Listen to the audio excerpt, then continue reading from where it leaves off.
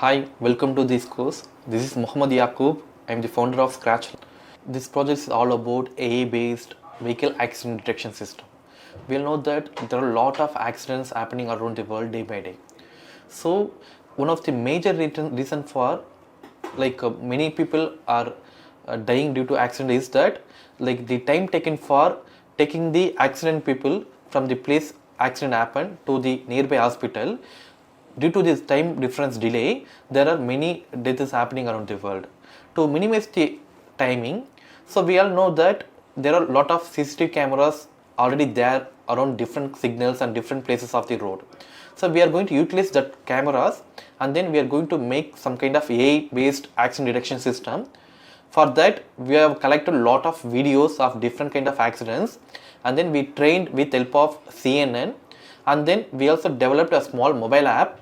In that mobile app, we can able to see live stream of the video, and then whenever there is an accident is happening, our CNN model will detect it, and then it will send the notification to the mobile app. So the overall concept of this project is about, so whenever the accident happens, immediately it will be notified through the mobile app. If the mobile app is given to the nearby hospital, they can see the notification and they can come and rescue the person as soon as possible, so that we can save the lot of lives. So this is the overall theme of the project. The project is called Accident Detection. In this project, we'll use a dataset from Kaggle and train it using a convolutional neural network algorithm. This algorithm, which is easy to implement, will handle the classification task in this project, determining whether an event is an accident or not. And we will also develop a mobile application using React Native. Whenever an accident occurs, a notification will be sent to the mobile app, and it will display a live stream. In this project, we are going to use the Google Colab platform, which is developed by Google and is open source. Anyone can use it to implement deep learning, machine learning, or NLP projects, and the GPU is free for up to 6 hours. After that, the connection will be terminated. Before that happens, we can complete the accident detection training part, and we have a templates folder that contains some small HTML code which contains live stream information. And then this is a sample input video. The file is named accident video mp4. This is the mobile application APK file which was developed using the React Native language. And this is the accident detection training code which will be run on the Google Colab IDE. This is config JSON, and then main py, which is used to perform inference using the trained deep learning model. This is a brief overview of the project. Let's dive into the project code explanation as well as how to execute the code and how to train the deep learning algorithm on the Google Colab platform. Now I'm going to explain how to train a deep learning algorithm using the Google Colab IDE. First, we need to open Google Colab. First, you need to go to Google, then type here Google Colab, or just welcome to Google Colab. Here we need to upload the accident detection IPNB file. First, you need to go to where the IPNB file is located.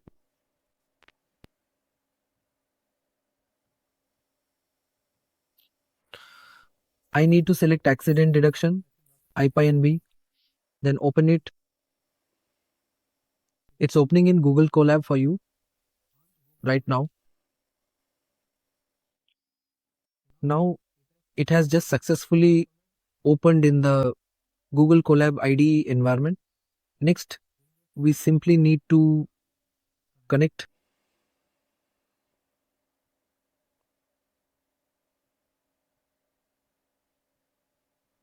Now it is connecting.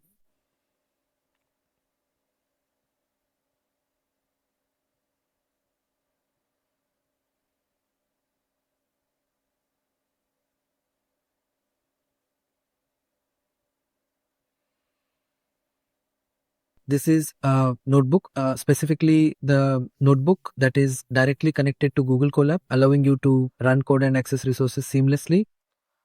Next, we need to choose the runtime, change the runtime. We need to select the T4 GPU.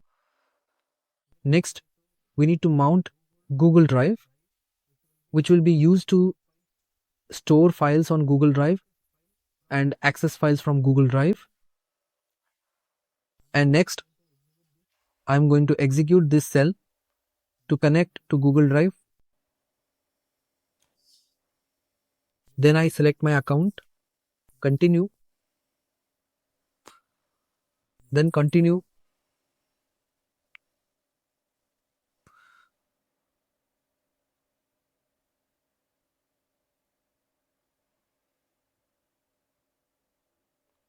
Now my Google Drive has been successfully mounted.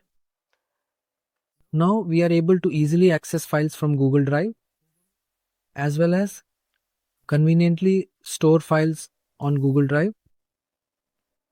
These are all the necessary libraries for training deep learning algorithms.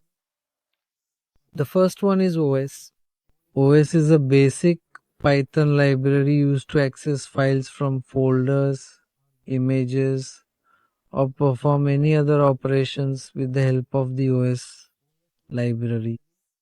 CV2 is an OpenCV library used for image processing as well as image handling. NumPy is used for handling arrays of data. Matplotlib is used for data visualization, and then Keras, which is a deep learning framework. Now it is integrated with TensorFlow. TensorFlow, which was developed by Google, is used for training deep learning algorithms and implementing deep learning models. Then import Keras, layers such as input. This is a function used to set the input of the images with the height and channels. Dense is used to create your fully connected layers. Convolution, which is a convolution algorithm. Layer names include convo to detranspose, flatten, lambda, and reshape. These are all layers used in a deep learning model. Then import from Keras models such as model and load model. Once the model training is completed, you can load the model from this library. Binary cross entropy is used to calculate the loss between the actual and predicted values of the model. Immutils is used to access a path from a folder. Label encoder is a pre-processing library used to convert text into numerical values such as integers. To categorical is used to convert integers into a binary class matrix like zeros and ones. Then import conv2d, activation functions, batch normalization, and max pooling from the layers. Then sequential is used to build the layers one by one. CV2, imshow is used to display images in Google Colab, and model checkpoint is used to save the best model during training. Classification report is used to evaluate the performance of the model as well as confusion metrics. Random is used to select a random image path from a folder. Pillow is a basic Python library used for image processing and image handling. Then Google Colab import files is used to upload your files to Google Colab. This is the Kaggle API, which is used to download datasets from the Kaggle website. Now first, we need to run the cell above.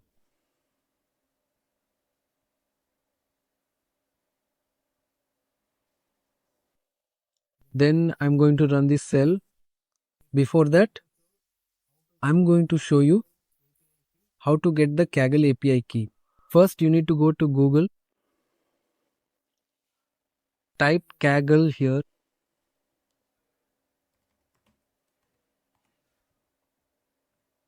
Then select Kaggle. Then go to this icon.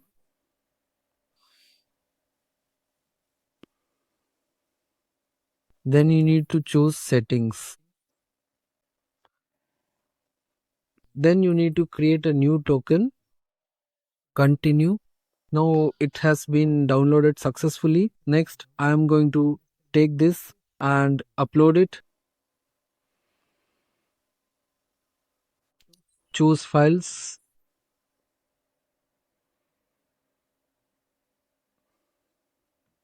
Kaggle JSON.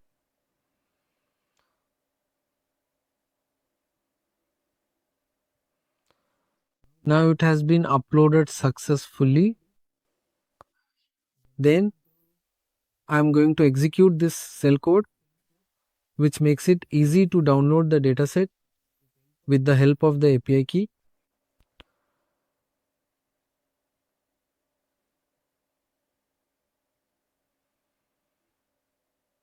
Now the dataset is downloading. Now it has been downloaded successfully. Next, I am going to show the data. We have three sets of input: test, train, and validation. Accident and non-accident. Train set, accident, and non-accident. And validation set, accident and non-accident data. This is a set of code used to randomly display 25 images from the training data set. Next, access all the images from this folder. Then call this function providing the image path and set the title to random sample of images from different classes. The number of images is 25. After calling this function, the entire data set of images is shuffled. Then the minimum number of images, 25, is selected. Next, the minimum value is taken. The number of rows is determined based on the number of images, and the figure size is set using PLT. Figure with a fixed size of 12 by 12. The plot subtitle is set to the title. Then I retrieve the images one by one using a for loop. Create a subplot with a 5 by 5 grid. Open each image and convert it to RGB. PLT is used here to display an image. Then the title is set, indicating whether it's accident or non-accident, and the axis is turned off. Finally, PLT tight layout is called with the rectangle set to 0, 0.03, and 1, 0.95. Then all the images are displayed here. This randomly visualizes 25 images from the training dataset. Next, I'm going to run the code.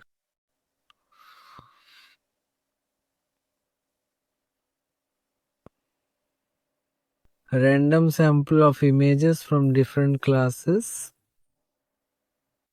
Simple dataset loader is a class used to load your datasets, such as the validation set and the training set. Next, create a constructor where you need to provide two sets of pre-processing techniques, such as a simple preprocessor and the image, two array preprocessor. Then create your load function. We need to provide the image paths, such as for training and validation. Then store the data and labels separately. And finally iterate through the images one by one using a for loop. First, you need to read the image using CV2, then convert BGR to grayscale. There is no difference between the images, especially in terms of lighting conditions. Then access the label for each of these specific images, such as accident and non-accident.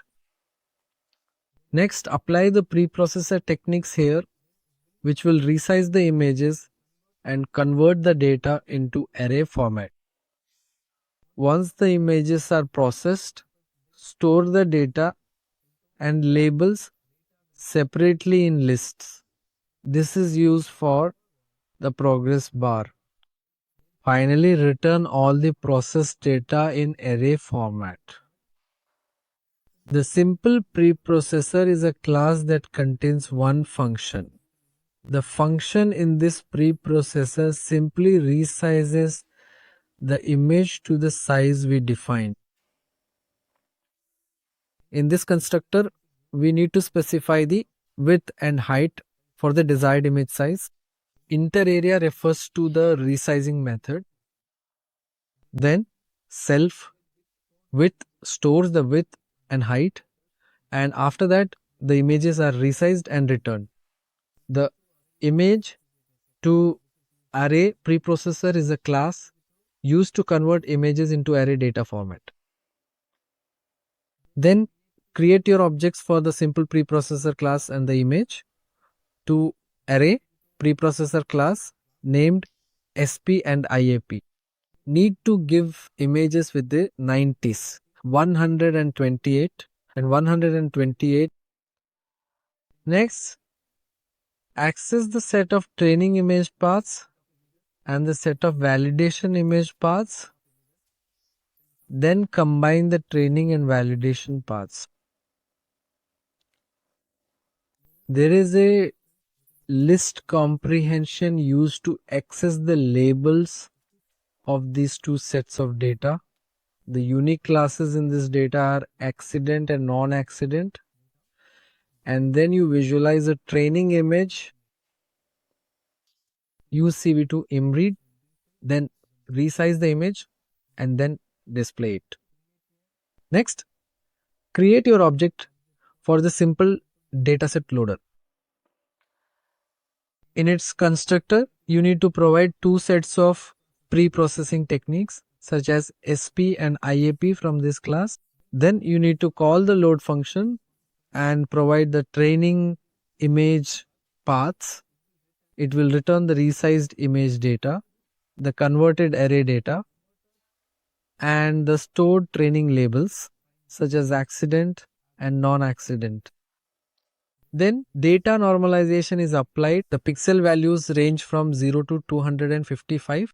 After dividing by 255, all the data values fall between 0 and 1, which helps ensure smoother training and prevents heavy GPU usage. This is the main reason for applying data normalization, and it also helps us achieve better model accuracy. The same process is also applicable in exactly the same way to the validation set of data. This is the original image along with its IDs. The height is 500 and the width is 700. After resizing, the image with its IDs is now 128 by 128. Label encoder is a pre-processing technique used to convert text into a numerical format such as 0, 1, 2, 3, 4, depending on the number of classes present in the dataset. But since we only have two classes, accident and non-accident, that's why we use 0 and 1. First, we need to define a label encoder and then create an object for the label encoder. You might see the object named as LE. Then we use fit, which is just to try, and LE, which is used to convert two categorical values to convert the binary class matrix such as 0 and 1. We have two classes. One is accident and the other is non-accident. For example, if it's an accident, the first position in the data is 1 and the second is 0. If the first one is non-accident, then it's 1 and the second is 0. Wherever it is present, it's marked as 1. Otherwise, it's 0. This is a data visualization using a bar plot to show the number of images present in the training and validation sets. The training set contains up to 800 images, while the validation set contains only 198 images. Next, we have a pie chart. This shows the class distribution in percentages. In the training set, 89% of the data is present, while the validation set contains only 10% of the data. Finally, we are going to see how to perform inference using the trained convolutional neural network algorithm on the VS Code platform. Before that, we need to obtain the model file from Google Drive. First, we need to open Google Drive in our web browser. After that, we should navigate to My Drive, which is where all of our personal files and folders are stored. Next, we need to find and open the folder labeled Accident. Inside the Accident folder, look for and select the subfolder named Accident Detection. Finally, within Accident Detection, locate and click on the item called S-download. Then you need to put varieties there. Accident detection, inference code. Next, we are going to see how to train the deep learning model using deep learning algorithm. The algorithm name is Convolutional Neural Network, and in this algorithm used for image classification task, and we are going to see accident and non-accident classification and what is convolutional neural network.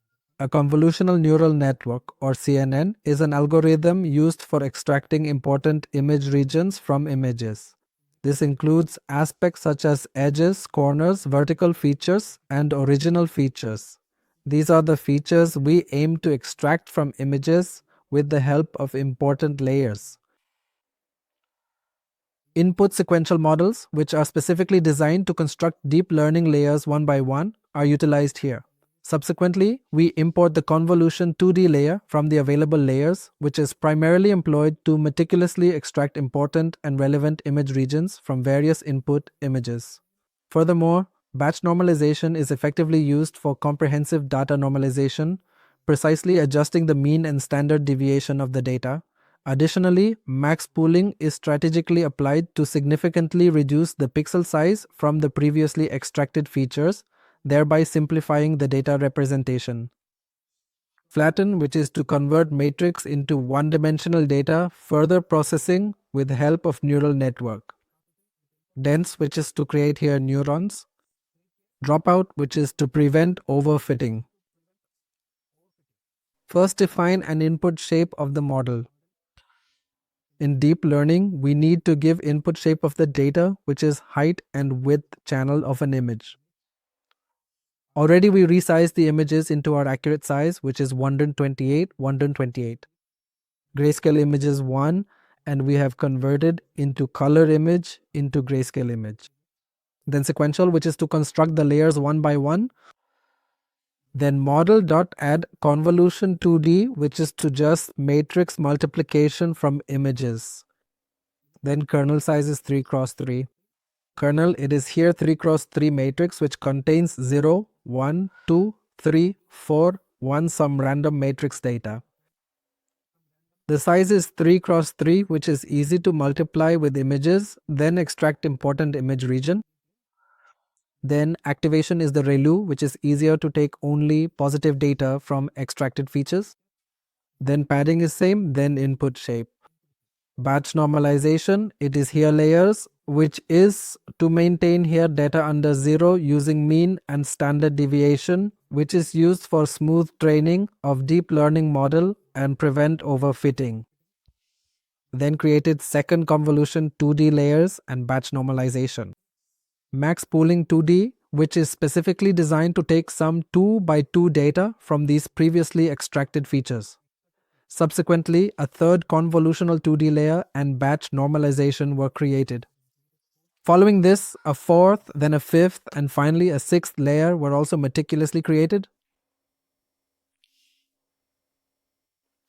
Flatten, it is a layer which is used to convert matrix data format into one-dimensional data format because of dense layer does not process matrix data and it only processes one-dimensional data format. This is the main reason we need to convert one-dimensional data format using flattened layer. Dense, it is a layer which is used to process extracted features from image. Then activation is RealU, whether the neuron should be activate or not, but it takes only positive data and it does not consider under the value of 0. Then dropout, which is used to prevent overfitting. Randomly disconnect 0.2% of the dense connection during the training process. Then created second dense layer with the dense count is 64. Then activation function. Then finally this is output using softmax activation function, which it allocates probability value of each classes. The probability value will be in the range of 0 to 1 if you add both of these probability value. Then model summary. From this model summary, which can know about layer information of the model, and then initially image width and height is 128. Then it is reduced down next on the next layer, and this is parameter. And then final images with the 90s 8 into 8. Model can easily understand what was happening in this image. And then total trainable parameter is 13 lakhs. And the model size is 5.13 MB. And this is a formula for calculating parameter. N minus F plus 2P divided by S plus 1. N means images with the net.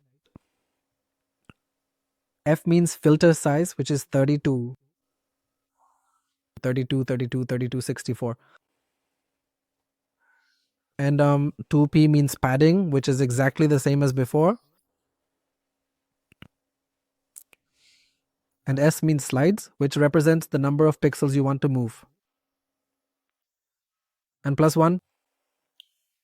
From this fundamental formula, we can obtain the essential parameter information needed to accurately calculate each individual layer, and then subsequently, we can determine these total trainable parameters. Then you should create a brand new folder for the purpose of storing all the essential model weights within this particular folder. This crucial folder is designed to ensure the continuous and effective reduction of accidents. Following this, I am going to proceed with running the necessary processes, starting from the initial pre-processing stage.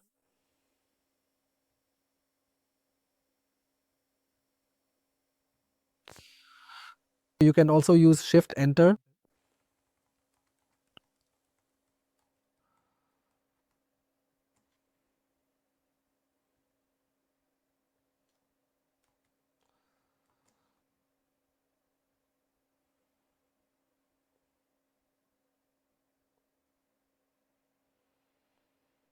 The folder, which has been created successfully at this moment in time, is now ready.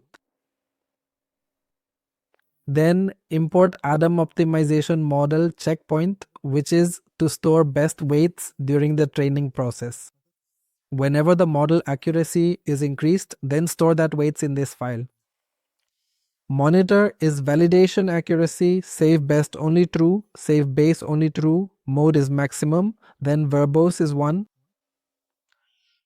Then define an Adam optimization, which is to update model weights during the training process with the learning rate 0.01, which is used to control learning speed.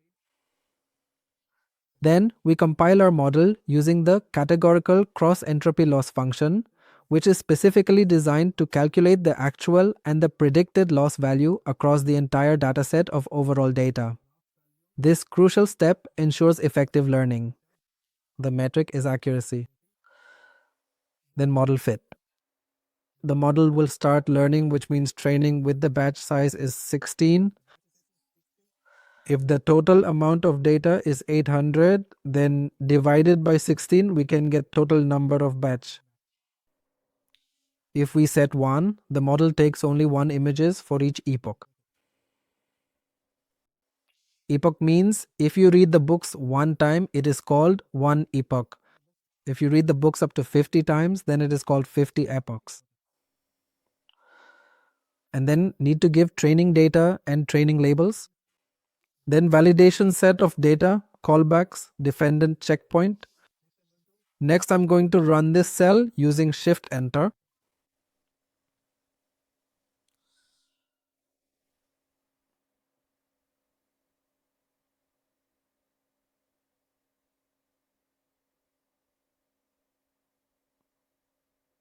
Now the model training has started successfully. The model has started learning now. Initially, accuracy is 53, which is training accuracy, and the loss is 1.0 because of the model has now only started learning. When increasing epoch, the model will learn more accurately in the dataset images. Now the model training is completed and got 99% of the accuracy, which is for validation accuracy, and training accuracy is 96, and then training loss is 0.13.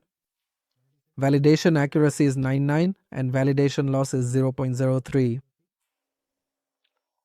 Then load model weights from Google Drive, then pass a validation data to this model, then get probability value of the image. Next, I'm going to print this is the probability value of accident and a non-accident classes. Classification report, which is to evaluate performance of the model, actual and predicted classes. This is validation labels, and then this is the prediction. Takes only maximum value. Then target name is class names.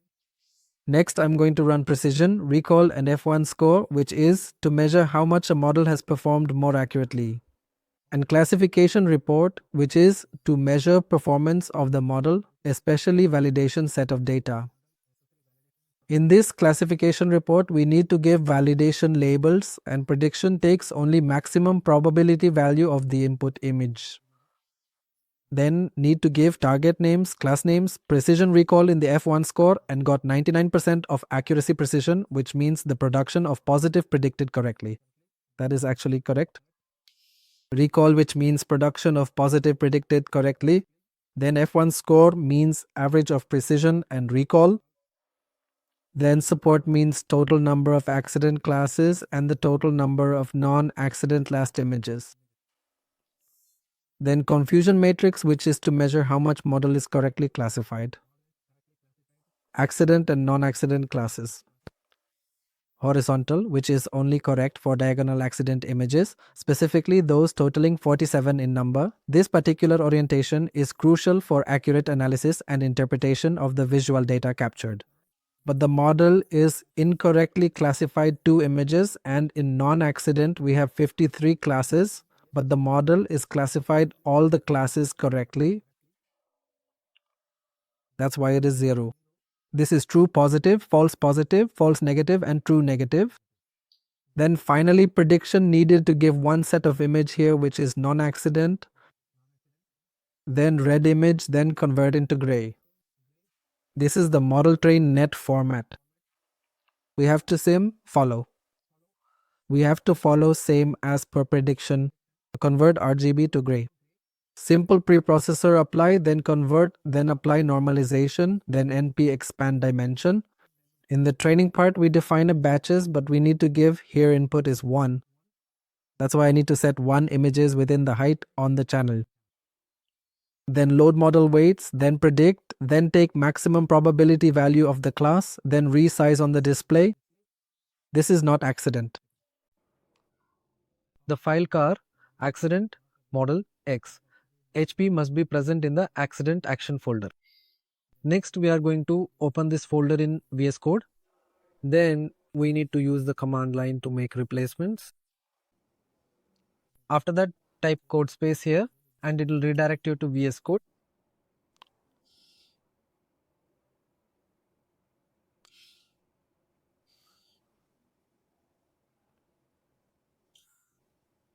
First, we need to import the necessary libraries to implement the project.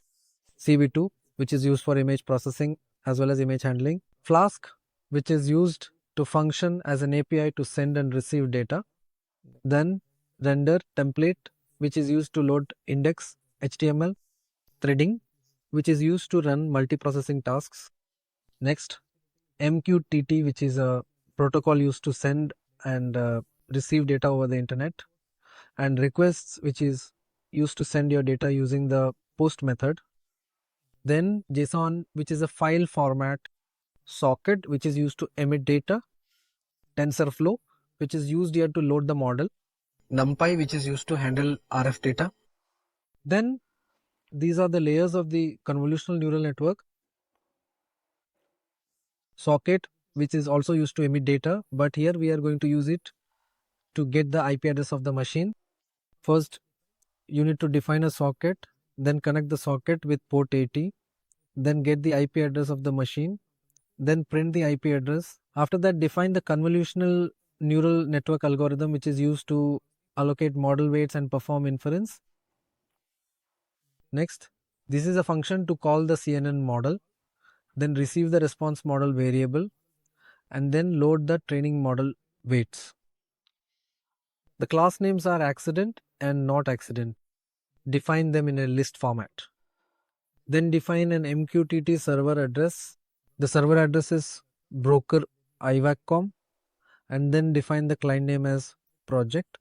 Next, connect to the server.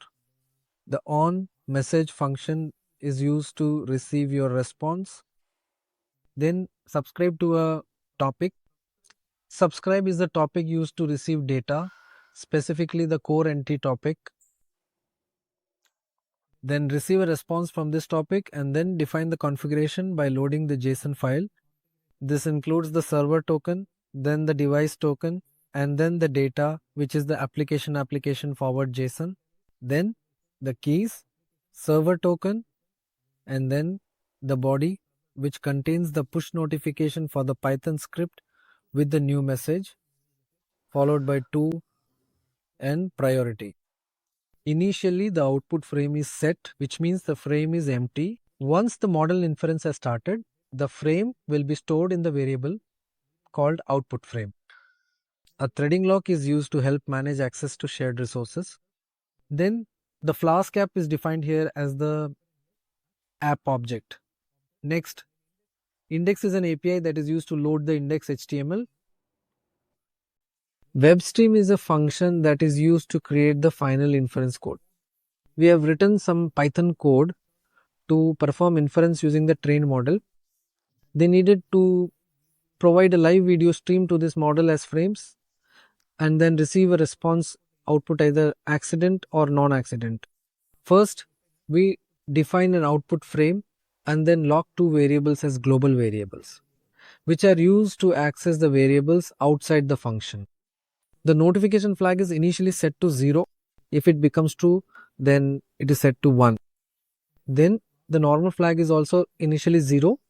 Once the condition is met, it is set to 1. CV2 video capture is a function used to feed a video into this function, and then you get the frames using cap. While true, the process keeps running continuously until the frames are empty. Then client load stop is used to start the MQTT server. Then cap read is used to read your frame. Then the stored frame is shown in a variable where the frame is either true or false. If the frame exists, then it is true. If the frame is not available, then it is false. We have a training model in a critical image format. The images need to be converted from BGR to grayscale. Then the grayscale images are resized to 128 by 128. Next, data normalization is applied by dividing by 255. Then convert it to float. Use NP expand dims to set the batch size to 1 and the image will have a single channel. Feed this converted data into the predict function, then get the model's output, which is the probability values for the two classes.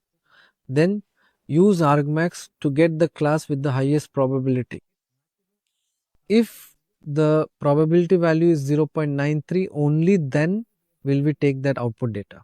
Otherwise, we will not process it. Then only take the rounded value of the data, which is used to display the live stream. Next, display the text data as a percentage. Then use CV2 put rectangle, which means drawing a rectangle.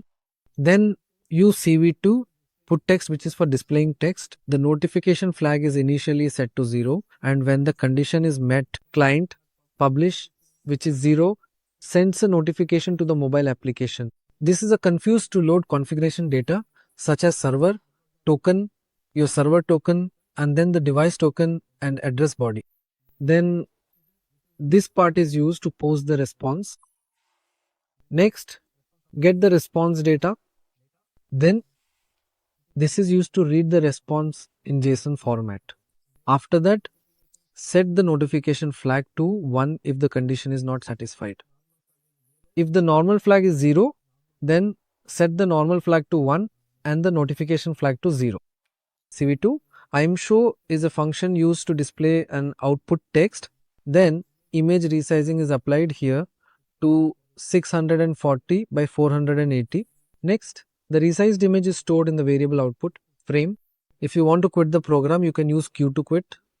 Then it will stop the execution. Generate is a function used to encode the output frame, while true means it will keep running continuously until the frame becomes empty using a lock. If the output frame is none, then continue. This part is for converting the output frame into an encoded format. If the flag is not set, then continue and then convert it into a byte array. Then video feed is a Flask API used to send a response to the mobile application. Next, it displays a live stream on the mobile application. A thread is used to run the multiprocessing task with daemon set to true. Then tstart is called and Flask starts running. The host is the IP address. The port is set to 8000 and the thread is configured with reloader set to false. Next, I'm going to show you how to execute the code. First, you need to open the terminal. Open a new terminal. First, you need to install the necessary libraries to run the project. Type here pip install our requirements txt, then press enter.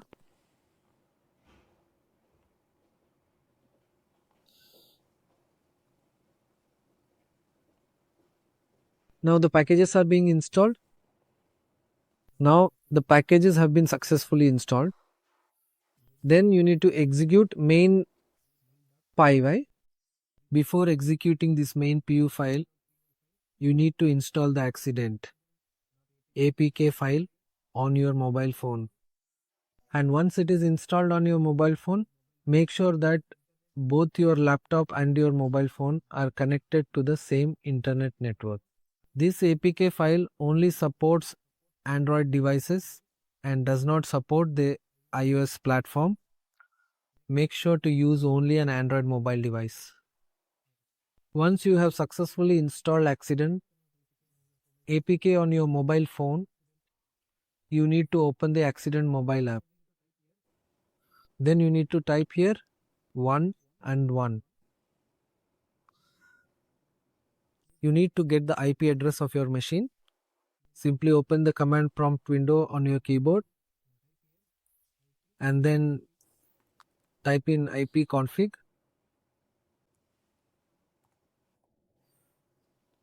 10 147 23 29. Type here 10 147 23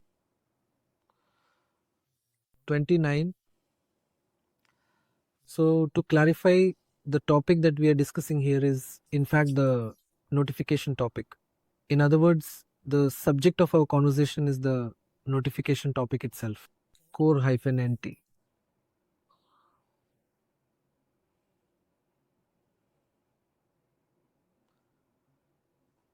The accident topic is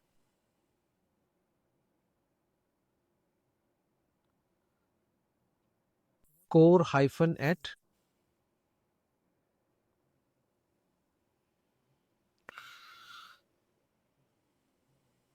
After that, you simply need to execute py main point and then press enter.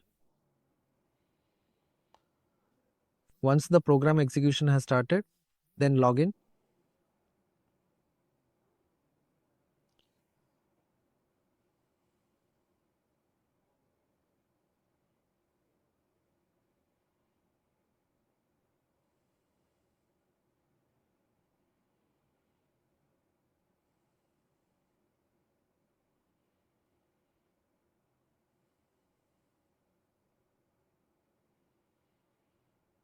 The model inference has just now started.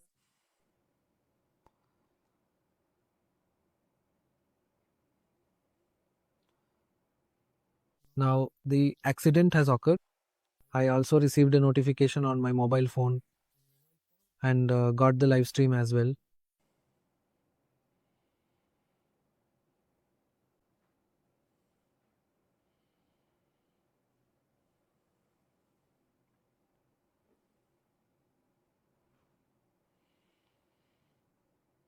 The accident score is displayed here for your reference.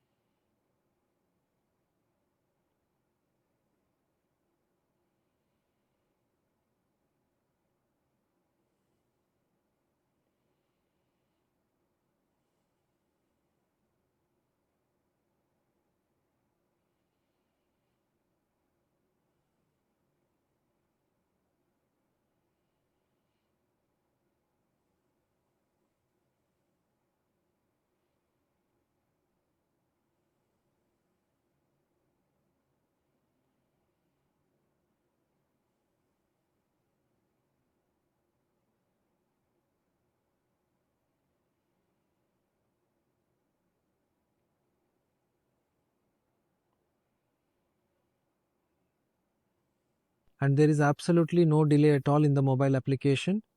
Everything runs smoothly.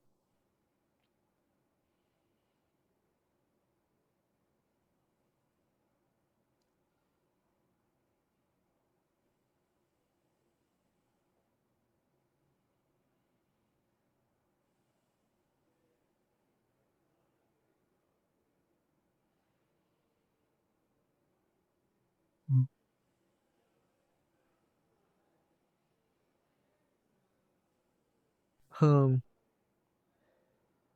the accident has now occurred with 100% certainty.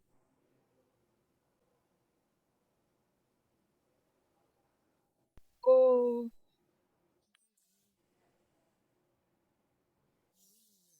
Still,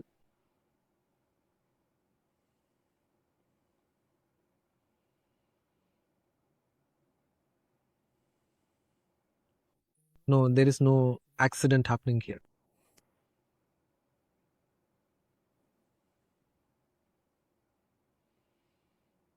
The model is predicting accurately.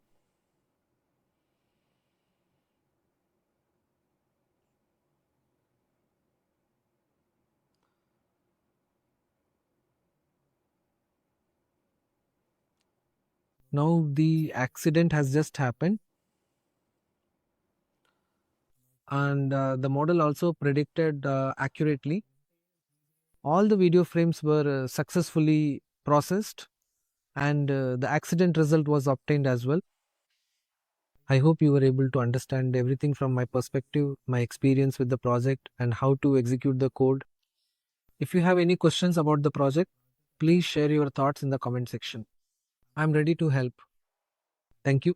Hope you enjoyed the course. Course will surely give you solid foundation in computer vision, and then it will help you on your final year projects also, and then surely it will help on your cracking your job interviews. While implementing this project, if you face any kind of difficulty while implementing the project or while setting up an environment, or if you get any kind of doubt, you can feel free to put in the comment section. We will surely will help you in as soon as possible in a better way. Thank you.